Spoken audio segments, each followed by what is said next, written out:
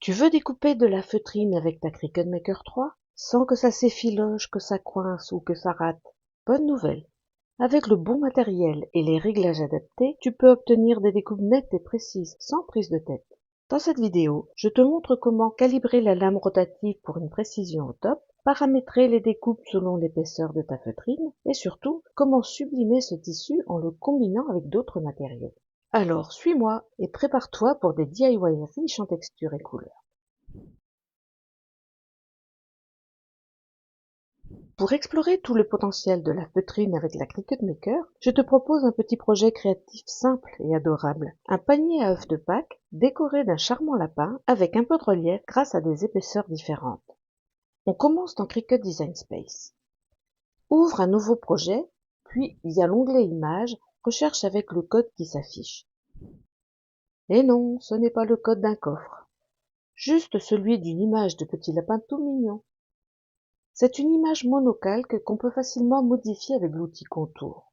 Si tu as besoin d'aide, j'explique cette technique en détail dans la vidéo dont le lien s'affiche en haut de l'écran et que tu trouveras également en description. Une fois les calques bien préparés, tu obtiendras une silhouette principale à découper dans de la feutrine, un décor avant qu'on personnalisera avec d'autres matériaux et un décor arrière obtenu simplement en appliquant une symétrie verticale au décor avant. N'oublie pas de supprimer les éléments du visage comme les yeux et le museau pour l'arrière. Maintenant, pour le panier, ouvre une nouvelle fenêtre en cliquant sur les trois petits points. Puis sur Fichier et sur Nouvelle fenêtre. Depuis la page d'accueil, tape Panier dans la barre de recherche. Choisis par exemple ce modèle idéal pour le projet. Supprime les attaches car elles ne serviront plus. Sélectionne tous les éléments du patron, copie-les et colle-les dans ton projet de départ. Tu remarqueras des lignes de rainage sur le patron. Elles sont par défaut en mode découpe de base. Mais il faut modifier cela car on n'est pas en train de créer un puzzle. Sélectionne ces lignes et, via l'onglet Opérations, change le mode en rainé. Et voilà, ton projet est prêt à être découpé. Si tu veux gagner du temps et éviter toutes ces manipulations, pas de problème. Le projet est dispo directement sur mon profil Cricut. Le lien est dans la description. Et si ce genre de tuto t'inspire, pense à liker la vidéo, ça fait toujours plaisir. Maintenant que notre projet est prêt, on passe à une étape cruciale avant de découper la feutrine, le calibrage de la lame rotative. En effet, même si certaines feutrines fines passent avec une lame à pointe fine, ici je vais me concentrer sur la lame rotative, idéale pour découper les tissus avec la Maker.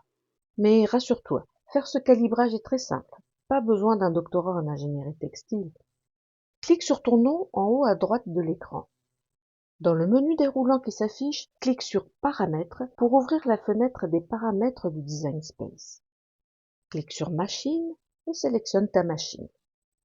Dans mon cas, c'est la Maker 3. Clique sur Démarrer. Dans la fenêtre Calibrage de la machine, choisis Lame rotative. Le logiciel te demande de placer cette lame dans la mâchoire B de ta machine et de placer une feuille d'imprimante vierge dans le coin supérieur gauche d'un tapis bleu. Lorsque c'est fait, clique sur Continuer. Sélectionne ta machine, charge le tapis, puis lance la découpe.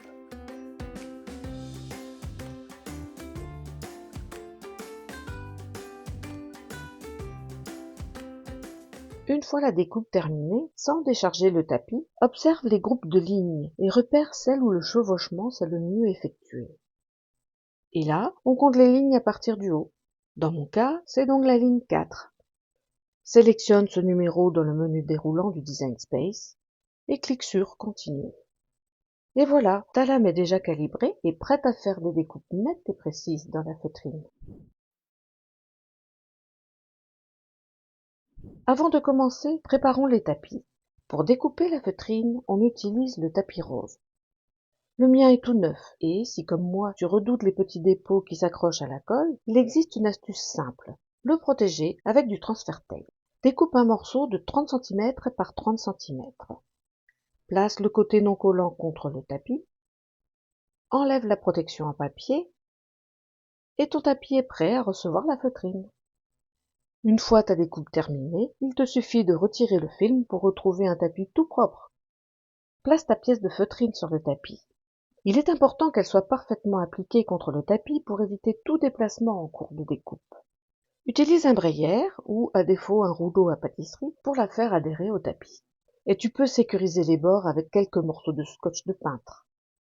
Et voilà, le tapis est prêt. Pour ce projet, je teste 3 feutrines d'épaisseurs différentes.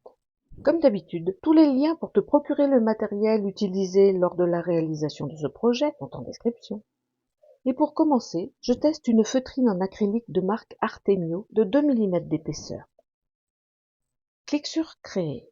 Choisis sur le tapis pour tous les matériaux, puis clique sur Confirmer. Sélectionne ta machine, puis clique sur Parcourir tous les matériaux. Dans la barre de recherche, tape Feutre ou encore Felt et sélectionne Feutrine en acrylique, puis clique sur Terminer. Même si le logiciel ne le demande pas, pense à pousser les roues en étoile sur la droite de la machine pour éviter de marquer la feutrine. Ensuite, lance la découpe. La Cricut vérifie comme d'habitude la longueur du tapis et la présence de la bonne lame. Puis elle effectue la découpe. Une fois terminée, ne décharge pas le tapis tout de suite. Utilise un outil pointu pour vérifier que la découpe est bien complète. Si, comme ici, ce n'est pas le cas, relance la découpe. La lame repassera exactement au même endroit que la première fois. Résultat, une découpe propre et nette, prête à recevoir les autres éléments du motif. Ces pièces sont découpées dans une feutrine fine mais rigide de la marque Cricut, vendue par lot de 10 plaques de dimension 30 par 30 dans de jolies couleurs assorties. Pour aller plus vite, tu peux utiliser ce que j'appelle le mode multi-découpe. Cela consiste à regrouper plusieurs motifs de couleurs différentes sur un seul tapis, à condition qu'ils partagent les mêmes paramètres de découpe quand même. Si tu veux un tuto détaillé sur ce mode, j'ai fait une vidéo spécifique. Suis le lien. Cette fois, sélectionne le matériau feutrine.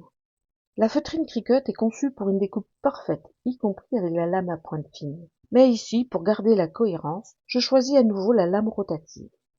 Clique sur Modifier les outils, sélectionne Lame rotative, puis clique sur Appliquer. La découpe se fait en douceur, même sur des détails les plus fins. Un vrai plaisir. Pour le panier, je teste une feutrine d'épaisseur 3 mm de la marque Graine Créative. C'est un peu au-dessus de la limite officielle recommandée par Cricut, mais comme la feutrine est souple, elle s'aplatit et la machine la coupe.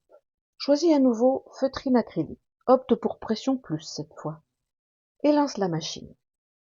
Elle commence par le rainage, puis effectue la découpe. Et cette fois, 3 passages ont été nécessaires tout de même. Mais la découpe est nette, y compris pour les petits trous de perforation.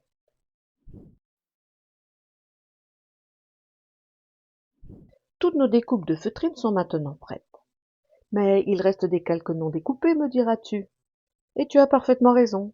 On va maintenant préparer le corps et les 2 bras du lapin pour une découpe dans du papier Invisible Ink. Oui, tu as bien entendu, on peut tout à fait utiliser de l'Invisible Ink sur la feutrine claire. C'est d'ailleurs pour ça que j'ai choisi une feutrine blanche pour la silhouette du petit lapin. Place une feuille de transfert Invisible Ink sur un tapis vert en prenant soin de bien disposer le côté avec l'encre vers le haut. Manipule-la avec soin et avec des mains propres car la moindre trace de doigt peut se transférer à l'impression. Ce serait dommage de laisser tes empreintes. Dans Cricut Design Space, fais une recherche dans les matériaux et sélectionne Feuille de transfert Invisible Ink.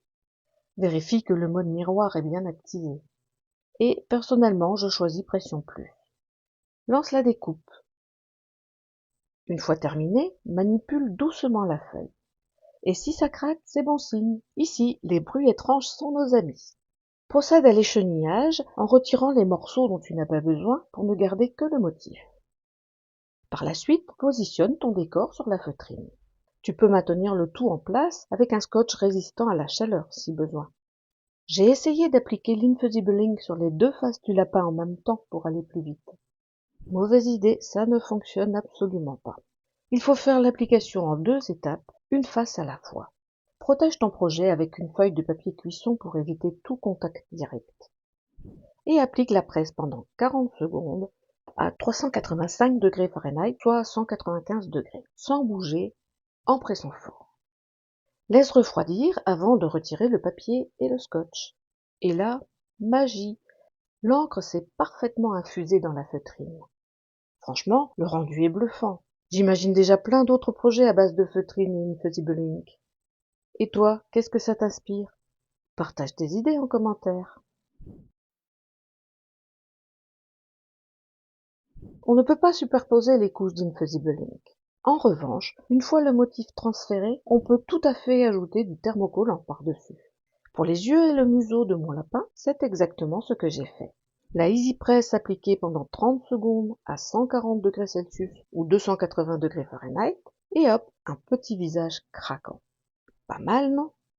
On passe maintenant au montage du panier. Pour chaque côté, replie les triangles de droite et de gauche vers celui du centre, de façon à superposer les 3 perforations. Et il ne reste plus qu'à les fixer. Pour ma part, j'utilise des rivets à visser. C'est très pratique, surtout quand les épaisseurs sont un peu importantes. Et ça donne un petit côté fini et propre que j'aime beaucoup. Pour finir, colle les pièces de feutrine fine sur la silhouette du lapin avec une colle spéciale tissu. Et mets les bras en place. Ce petit effet de relief me plaît bien. Et si tu veux peaufiner les détails, tu peux même utiliser un feutre à alcool pour quelques retouches fines. Il ne reste plus qu'à coller le lapin sur une face du panier. On patiente gentiment pendant le séchage. Allez, juste le temps de réfléchir à la déco suivante. Et normalement, le projet touche à sa fin. Enfin, presque. Car, petit moment d'inattention, j'ai complètement oublié l'anse. Heureusement, avec le système de rivet à visser, j'ai pu corriger ça facilement. Quelques œufs en chocolat pour garnir ce joli panier, et cette fois c'est bon, le projet est terminé. Joli, non? En tout cas, moi je suis ravie du rendu. Et voilà, notre petit panier est terminé. Personnalisé, coloré, plein de textures et surtout unique. Si tu veux aller plus loin avec la Cricut, n'hésite pas à explorer le reste de la chaîne, il y a plein d'autres idées à découvrir. Pense à t'abonner si ce n'est pas déjà fait, à activer la cloche pour ne rien manquer et à liker la vidéo si elle t'a plu. Et je serai ravie de lire tes idées dans les commentaires. Merci d'avoir suivi ce tuto jusqu'au bout et à très bientôt pour une nouvelle création.